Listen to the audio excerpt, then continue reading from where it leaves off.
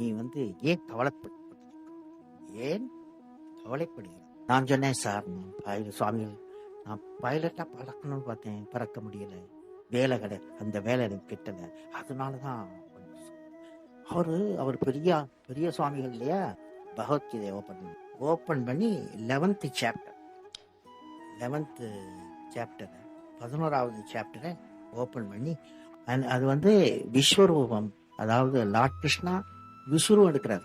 அது அர்ஜுனாவுக்கு எப்போதும் ஒரு சந்தேகம், என்ன இவங்க வாருக்கு போகணுமா, குருச்சேத்ராக்கு வாருக்கு போகணுமா, போக வேண்டாமா என்ற ஒரு சந்தேக நிலைமை.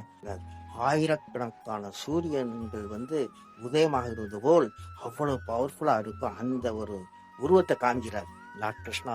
லார்ட் கிருஷ்ணா சொல்றாரு, you defeat the defeatist tendency.